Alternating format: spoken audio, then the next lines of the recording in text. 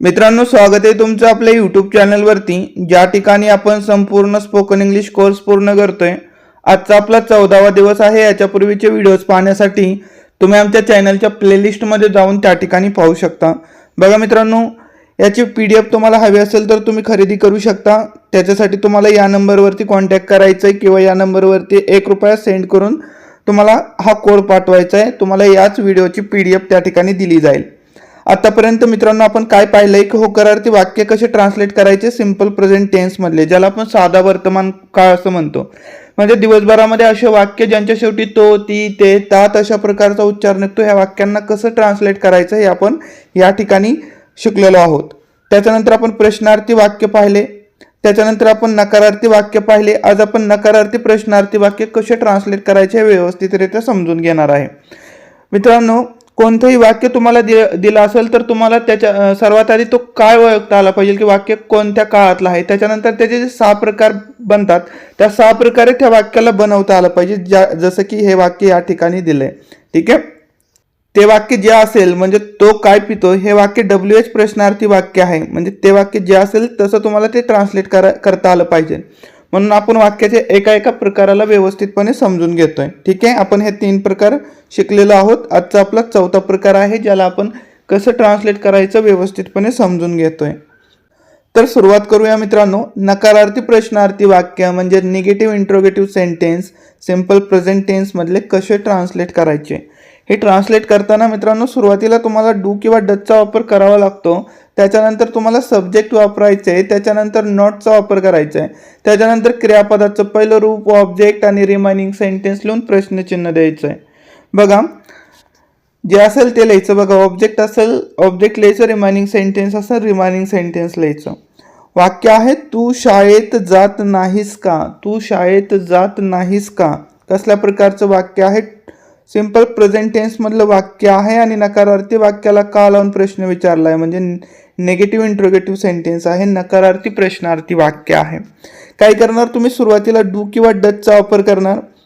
तर बघा, या ठिकाणी काय केलंय, डज आणि डू याला एकत्र करून डायरेक्ट डोंट किंवा डझंट असं लिहिलंय, ठीक आहे। तर नॉट इथं न लिहिता तुम्ही याला एकत्र करून पण लिहू शकता, पण तीच पद्धत पुढे वाक्यांमध्ये वापरलेली आहे, हे लक्षात ठेवा तुम्ही। तू शाळेत जात नाहीस का, काय करणार? सुरुवातीला तुम्ही डू किंवा डजचा वापर करणार। या ठिकाणी डूचा वापर केलाय कारण सब्जेक्ट कोण आलंय? तुमचं यू आलंय म्हणून। आपण मागच्या व्हिडिओमध्ये पाहिलं की डूचा वापर कोणासमोर करायचा, डजचा वापर कोणासमोर करायचा। तुम्ही जर ते व्हिडिओज पाहत आलेला असाल तर तुम्हाला या ठिकाणी सहजपणे समजून जाईल। तसंच आपण काय केलं, इथं नॉटला पण एकत्र लिहिले, म्हणजे डोंट झालंय सुरुवातीला। त्याच्यानंतर सब्जेक्ट लिहिले, सब्जेक्ट काय? तू म्हणजे यू। त्याच्यानंतर क्रियापद लिहिले, क्रियापद काय आहे? गो। आणि त्याच्यानंतर शाळेत म्हणजे टू स्कूल, गो नंतर नेहमी टूचा वापर करायचा प्रेपोजिशन म्हणून, हे पण लक्षात ठेवा। Don't you go to school अशा प्रकारे, किंवा do you not go to school असं पण तुम्ही म्हणू शकता, हे पण चुकीचं नाही, हे पण लक्षात ठेवा। पुढे बघा, पुढचं वाक्य आहे तो दूध पित नाही का। काय करणार तुम्ही? डझंट लिहिणार, कारण समोर येणारा सब्जेक्ट जो आहे तो एकवचन आहे म्हणून डझंट ही। त्याच्यानंतर क्रियापद काय? पिणे म्हणजेच ड्रिंक, आणि त्याच्यानंतर दूध म्हणजे milk, doesn't he drink milk. तो दूध पित नाही का, किंवा do he not drink milk, दोन्ही प्रकारे लक्षात ठेवा। आणि मित्रांनो, व्हिडिओच्या शेवटी मी तुम्हाला 10 वाक्य देतोय, त्याला सुद्धा तुम्ही नक्की ट्रान्सलेट करा, तुमच्या वहीमध्ये करा किंवा कमेंट बॉक्समध्ये करा, जेणेकरून तुमचा चांगल्या प्रकारे या टॉपिकवरती सराव होऊन जाईल, हे पण लक्षात ठेवा। पुढे बघा, पुढचं वाक्य आहे ती इंग्लिश शिकत नाही का। डझंट लिहिणार सुरुवातीला, कारण समोर येणारा सब्जेक्ट कोण आहे? ती म्हणजेच एकवचन आहे म्हणून डजचा वापर केला आणि नॉटला पण एकत्र जोडलंय। त्याच्यानंतर सब्जेक्ट ती म्हणजे शी, त्याच्यानंतर शिकणे म्हणजे काय? लर्न, आणि इंग्रजी म्हणजे इंग्लिश।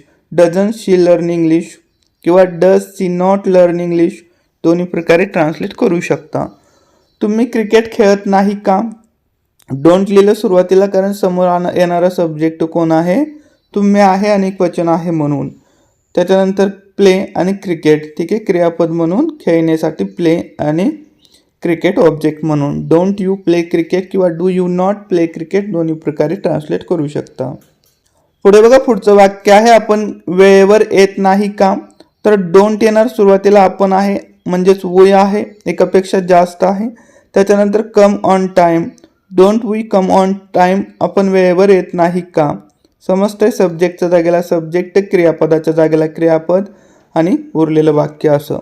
पुढे आहे राम अभ्यास करत नाही का, डझंट राम स्टडी, डझंट. ठीक आहे, राम आलाय सब्जेक्ट म्हणून काय केलं या ठिकाणी डझंटचा वापर केलाय आणि त्याच्यानंतर राम आणि त्याच्यानंतर स्टडी आणि प्रश्नचिन्ह. पुढे बघा पुढचं वाक्य आहे ते मला ओळखत नाहीत का, डोंट दे नो मी, ते मला ओळखत नाही का. सुरुवातीला डोंट, त्याच्यानंतर सब्जेक्ट ते म्हणजे दे, त्याच्यानंतर ओळखणे माहीत असणे, नो शब्द आहे त्याच्यासाठी, आणि मला म्हणजेच काय मी ऑब्जेक्ट म्हणून डोंट दे नो मी. पुढचं वाक्य आहे तुझा भाऊ गाडी चालवत नाही का. काय केलं या ठिकाणी डझंट लिहिलंय डायरेक्ट. का लिहिलंय, कारण समोर येणारा जो सब्जेक्ट आहे तुझा भाऊ म्हणजे एकच आहे. युवर ब्रदर, बघा यू समोर आपण डूचा वापर करतो, परंतु या ठिकाणी युवर आलं, युवर ब्रदर तुझा भाऊ. ठीक आहे, तर त्याच्यासाठी आपण डझंट वापरलाय, एकच आहे म्हणून. त्याच्यानंतर काय येणार क्रियापद, क्रियापद काय चालवणे म्हणजे ड्राईव्ह, आणि अ कार ऑब्जेक्ट म्हणून. Doesn't your brother drive a car, किंवा does your brother not drive a car, दोन्ही प्रकारे लक्षात ठेवा. पुढे बघा मित्रांनो पुढचं वाक्य आहे ती रोज मंदिरात जात नाही का. कसं ट्रान्सलेट करणार तुम्ही, सुरुवातीला डजचा वापर करणार कारण समोरची सब्जेक्ट एकवचन आलंय म्हणून, आणि नॉटला एकत्र लिहिणार तुम्ही म्हणजे इथं डझंट लिहिणार. त्याच्यानंतर सब्जेक्ट, सब्जेक्ट काय ती म्हणजे शी. त्याच्यानंतर क्रियापद, क्रियापद काय जाणे म्हणजे गो.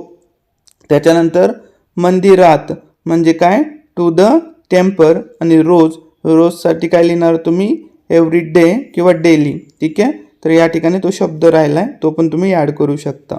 Doesn't she go to the temple, अशा प्रकारे.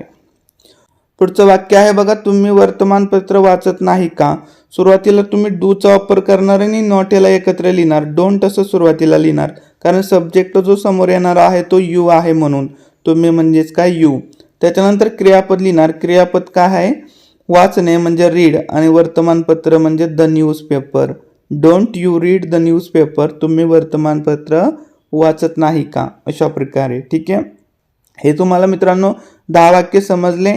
कोणत्या प्रकारचे होते, नकारार्थी प्रश्नार्थी वाक्य, आणि कोणत्या काळातले होते, वाक्याचा कोणता प्रकार होता तो, आणि कोणत्या काळातले होते तर सिंपल प्रेझेंट टेन्स मधले होते. ठीक आहे, साध्या वर्तमान काळातले होते. आता तुमच्या सरावासाठी या ठिकाणी मी 10 वाक्य दिलेले आहेत, यांना तुम्हाला कमेंट बॉक्समध्ये किंवा वहीमध्ये ट्रान्सलेट करायचे, चांगला सराव होऊन जाईल.